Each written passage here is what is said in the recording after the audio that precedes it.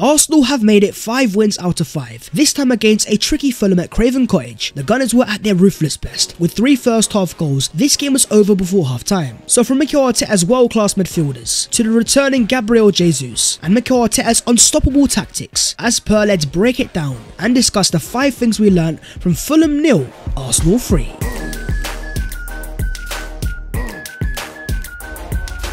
Yo, what is going on, guys? My name is Babs14 and welcome back to your boys channel, and today was a sensational performance at Craven Cottage. 3 goals to 0, 3 points in the bag, and we've got 5 things to break down. So as per, smash a like on the video if you enjoy, subscribe to the channel if you are new, and help your boy on his road to 200,000 subscribers. Thank you so much. But starting off with Arsenal's world-class midfielders, Mikel Arteta has built a midfield full of so many different components, but for all of that to function, there's one player that makes things happen. The Arsenal number 5 playing as a number 6, we're talking Thomas Partey, and he says that I feel really grateful to be a part of this team, and I think Mikel Arteta could say the same. Thomas Partey has a very complete game, and today we saw another standout performance. A 7.5 overall rating, with 74 touches, 54 passes completed, and 94% passing accuracy. 4 out of 4 dribbles, 6 ground duels won, and likewise 2 aerial duels. So important for Arsenal in terms of transition control, stopping counter-attacks. Partey's long legs allow him to make tackles and win the ball most often, but let's not forget about the importance of on the ball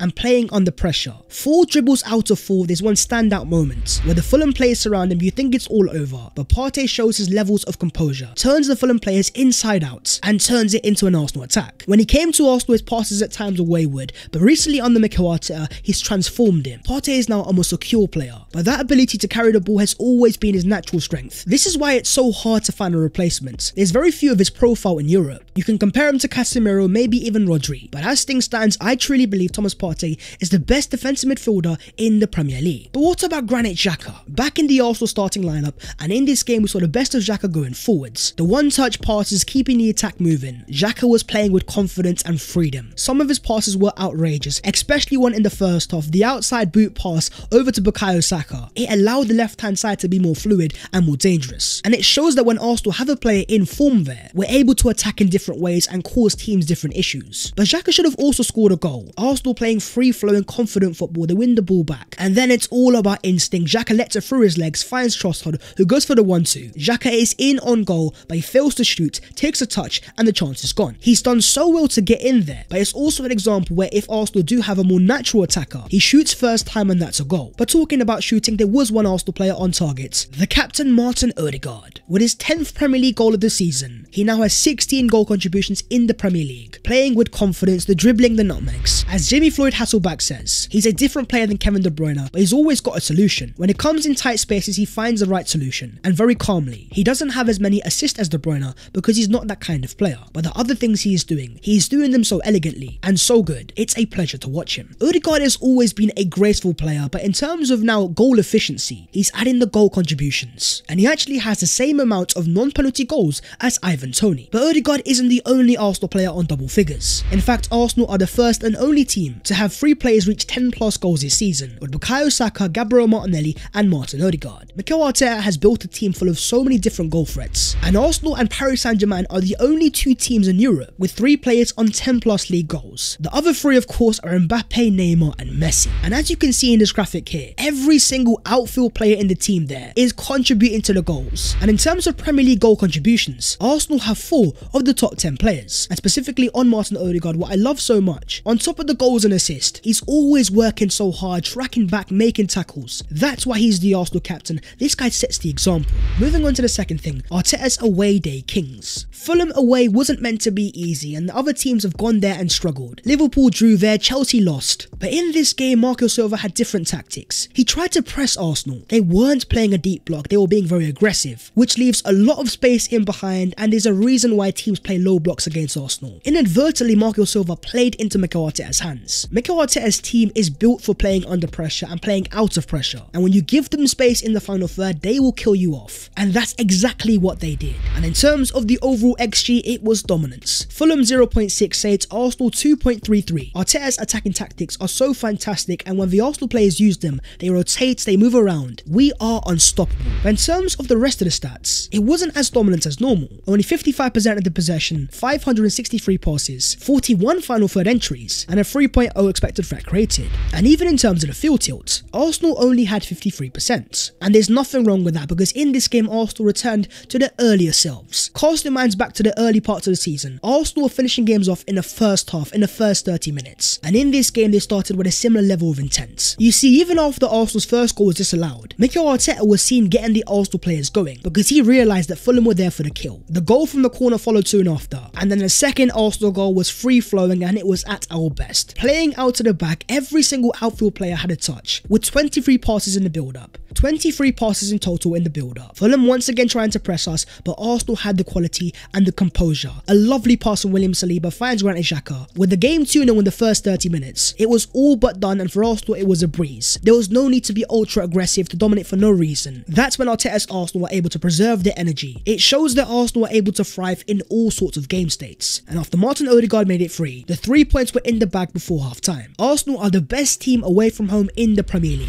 14 games, 11 wins and 9 clean sheets. The difference that Mikel Arteta has made to Arsenal's away form has been gargantuan. The team that he inherited back in 18-19 won only 7 games away from home all season. Arsenal fans used to hate away days, but now we thrive in them. And that is such an important part of a title team, to go away from home, to be able to win games in different ways. That's what champions do. Moving on to the third thing, and that is returning attackers. Now this game was full of surprises, and Arsenal fans were given 2 at the start of the game. In came Leandro Trossard and Gabriel Jesus, both available and with the Arsenal first team. It seems that Mikel Arteta was lying when he said only a few days ago that alongside Nketiah, Trossard and Jesus were out. Or was he simply playing mind games? And on Trossard he says he was really willing to come back early from his injury. The physios and doctors did really well to do that. That changes things in the team. We needed him today, and his contribution was superb. The return of the false 9, Leandro Trossard, or should I say the assist king. 3 assists in the first half. This guy was on fire. An 8.8 overall rating, a 0.22 XG, 1 successful dribble, 52 touches, 27 accurate passes, 4 key passes, and 2 big chances created. Given the official man of the match, he won the ball back 6 times, but only had 3 touches in the opposition box. He might start off as a centre forward, but this guy is far from it. Trossard has become the playmaker of his Arsenal team, drifting in the spaces left, right and centre. He was playing more as a number 10. He turned into prime Mesut Ozil,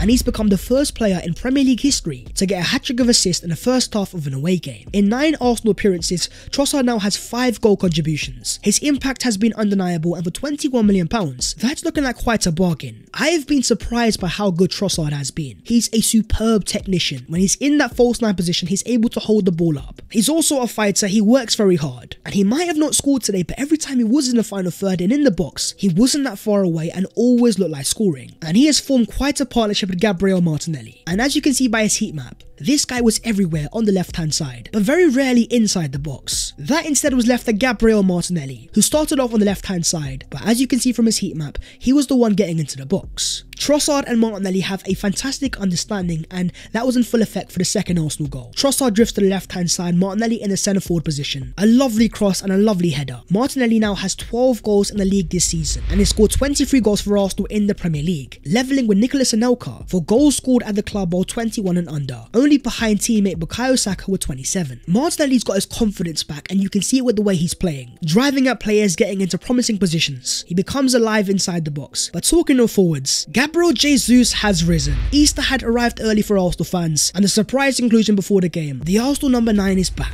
and he says, "I'm so happy to be back, and it feels like I never left." What a win from this group. Let's go Gunners. Seeing him enter the field, the Arsenal fans cheering, it brought a smile to my face. I got my joy back. Gabriel Jesus has been a massive miss, and his impact on the pitch was actually very impressive. I was surprised by how match sharp he was, having not played for 3 months. His hold-up play was sublime. He was dribbling past players, winning his duels and battles. It was a throwback to earlier on in the season. Even in his cameo, he was causing mayhem, and he even could have scored a goal, which he really should have scored, but we know about Gabriel Jesus not being as clinical in front of goal. But what he offers to Arsenal apart from that, he provides Arsenal a physical outlet that's prepared to battle, and Arsenal become more threatening. I was also impressed by the cameos of Fabio Vieira and Reece Nelson. Arsenal now have squad depth going forwards, and that's going to be so important, especially in the Europa League. But in terms of Jesus, he's got a battle on his hands, up against an informed Leandro Trossard. Mikel Arteta says he now needs to earn his place like everyone else in his team. We have alternatives that can play in different positions, and have different roles to fill in relation to the chemistry of the players, and what we ask them to do. It's a great problem to have, believe me. This calls for a debate. down below in the comments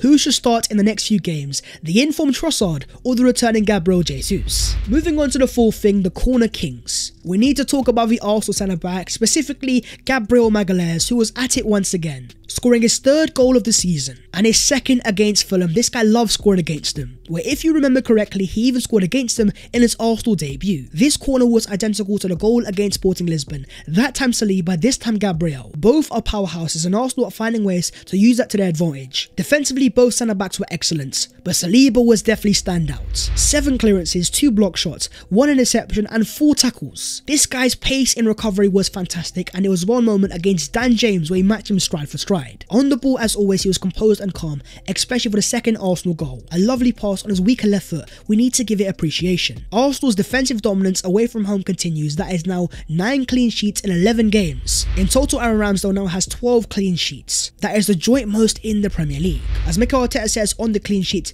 it's the love for defending. The 11 players need to be committed for 96 minutes, and I saw that again today. It's going to be crucial for us winning games. My only concern though is only 3 of those clean sheets have come at the Emirates Stadium. Arsenal have shown away from home they can be defensively resolute, but at the Emirates Stadium, Arsenal have been caught sleeping and sometimes being a bit lazy. If Arsenal can translate their away defensive form to home form, it would be a gargantuan step towards the Premier League title. Moving on to the 5th thing, Arsenal can deal with the pressure. This Arsenal team has been through a lot. The early lows of 8th place, the heartbreak of last season of not getting Champions League. The Arsenal players have used that pain, they've learned from it, and slowly are becoming mentality monsters. And in terms of London, they are dominating. 5 wins out of 5 in London derbies away from home, 0 goals conceded. London is most certainly red, but will the ribbons of the Premier League title be likewise? Well, in terms of the title race, before the Arsenal game you had Man City play against Crystal Palace and they won 1-0, but after Arsenal's win against Fulham, they are now on 66 points, still 5 points clear of Man City and 16 points clear of 3rd place Man United. We can forget about their title charge. Arsenal are only 3 points away from equaling their entire points tally from last season. I think it's safe to say that Arsenal will be in the Champions League next season, but in terms of the title race, I think Arsenal are showing signs